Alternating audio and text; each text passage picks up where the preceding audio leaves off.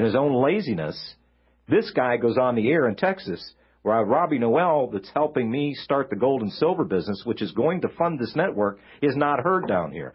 That's an insult that I can't handle. That's a kick in the face that I can't deal with. Up until the point I was almost going to ask, and I talked to a few people today, and I will not mention names, but if I mention them, oh, yeah, I know who that guy is, said that, look, you don't want to cut your nose off to spite your face. Right. But now we got 5 hours starting at 11 o'clock in the morning and ending at 4 o'clock. That's 5 hours that are not RBN. And here is the network that's driving everybody else to do a better job, and we get cut off. And it's a network you started. Welcome to Texas. Go figure, like I said. Go figure. I'll tell you what, we've got some callers here, and one guy on a cell. Sandra, I know that I didn't necessarily have to drag you in here kicking and screaming, but you don't like doing this.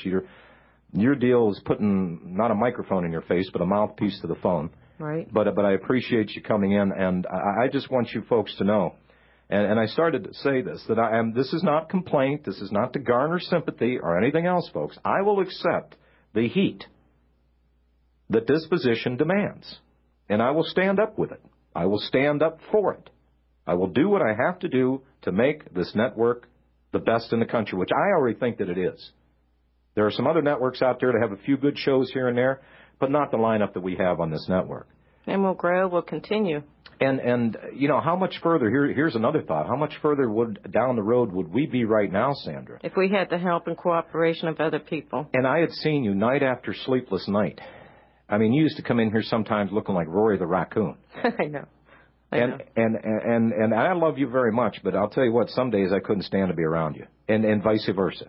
That's how intense it got to be, folks. And that's a heck of a thing, because not only are you dealing with your wife, you're dealing with your business manager, your CPA, your check writer, your everything. And it's like, holy mackerel. Why do you want the bad news now or later, John? Yeah, well, what? You told me today, since I'm dealing with this subject matter that I didn't need right now, that, let me see, we've got 8 days to come up with $10,000. Around that amount. Get out of the broadcast booth. Go check that checkbook again. Thank you, honey. Thank you, listeners. Jim in Texas on a cell. Hello, Jim. Hey, John, I call in a lot. I just wanted to say God bless you and Sandra both. I have no clue what you're doing. My parents were in business for themselves, and I'll never do it because you buy a job when you do it. I wanted to say about Mr. Clayton that he always professed he was not a Christian, and he has shown true. He has not shown a single Christian value. He has worked against you, and he may have been working in collusion with Genesis for longer than we know. And we are to bless our persecutors as Christians. Well, and you know, I don't hate the guy. And somebody asked me the other day, well, if you knew this about Jack, why did you keep him around? Because I described it as kind of like an airport beacon. You know, you're driving down a highway at night, and it's dark, and you see a flash out of the corner of your eye, and you look over, you don't see anything. And then you see the flash again, you know, the little green light, and on the other side, the beacon has the white light. I had seen flashes of brilliance come out of this guy. But I also knew that he was dealing with some issues. And to be fair to Jack, I mean, he didn't exactly have a rosy childhood. But you know what? A man that's 41 years old that now has a girlfriend and a new baby, it's time to buckle down. It was, I wouldn't have, if Jack, I wanted Jack to grow up. And if Jack would have come to me and said, look, I struck another deal with another network. I'm sorry, John, I just feel I have to do this. Jack would have been on this network to the day he went to the other network. I would not have cut him off. I will hold no man back if he thinks he's going to do better. Now, here's the thing. He thinks he's going to do better on the other network. We had a producer down here, and I already know they're not going to be able to produce the show at Genesis that we were producing here for him. So he doesn't have a very rosy start here on a new network. So, well, you know, and I feel bad for the guy, but I was hoping that Jack would fill out those shoes in which he was standing in. That was my hope. I wanted this guy to be a success, just like Alex Jones has been and continue to be. And you've heard me before when people call in to criticize Alex for his delivery style, or, you know, sometimes he can be a little abrasive or short with people. Look, that's Alex. And I would say stop right there, because I'd much rather have 100 or 1,000 Alex Joneses out there speaking the truth, for God's sakes, rather than some neocon that says jail the people that are against the government. I agree wholeheartedly. But he has wronged you, and as a Christian, you're supposed to bless your persecutors. But I have always thought Jack was a little vain from his bumper music, his intros, and autograph posters and stuff personally. Well, and you know what? I mean, that was part of his shtick that he was creating, you know, and a lot of guys will do that. But, you know, it's not flash. It's character and it's substance. I think I surprised Jack one day when he looked at me and he was mentioning somebody and goes, boy, that guy's a class act. I looked at him, I said, what does that mean?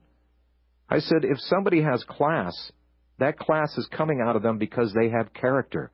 And if it is an act, it's all show and no go. There's no substance there. It's just an act. He did not realize that. And I was hoping that Mr. Blood was going to grow into the man that he really wanted to be. And I didn't ask him to adopt the Christian principles. But, you know, abide and treat fairly. Do the right thing. You know, that Holly Bibble thing that you brought up, that's right, the 10 Commandments and how we should deal with each other. That's a wonderful way to look at things. And that's a model that should be followed. You know, if you don't believe in God, okay, leave the God thing out, but just look at, I had an atheist, a stone-cold atheist, tell me one day, well, you know, I think the 10 Commandments is a great way for society to structure itself. Well, thank you very much. It's amazing. Hey, look, Jim, I appreciate your call. Take care. God bless. Thank you.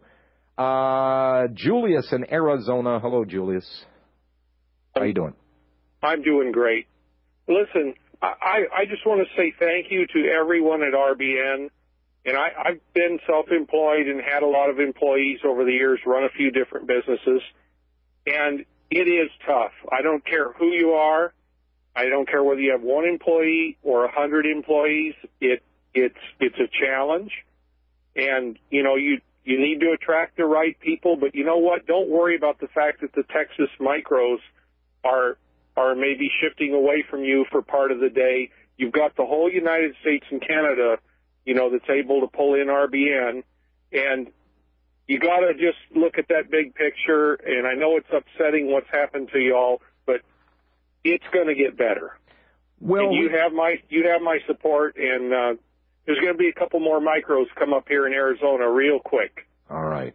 Well, I appreciate don't worry that, about Julius. it. It's going to get better. I appreciate that support very much. And you know what? Here's my overriding message for this whole deal. If we are not to hold ourselves to a higher standard, nobody's perfect. Nobody's asking perfection out of people. But at least what people have to deal with each other is with honesty and integrity. Those are two important ingredients in any relationship. I don't care if it's a marriage. I don't care if it's a host on a network. I don't care if it's a network owner or whatever the case may be. Honesty and integrity. Integrity is very hard to earn. Once earned, you lose it. It's very, very hard to get back. Yeah, and I have a confession to make. Are you still there? Yes. It was hard for me to learn as an employer and have employees and, you know, have that relationship, you know, on the job and sometimes off the job.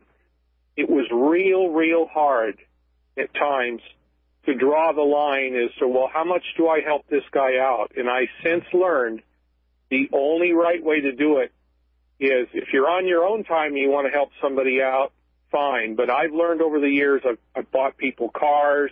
I've made all the mistakes you made and didn't learn until I got kicked hard up the side of the head a few times. You just have to treat everybody on their own merits, and you have to set a limit before you start with each person. And instead of keep asking yourself on the tail end each time, well, you know,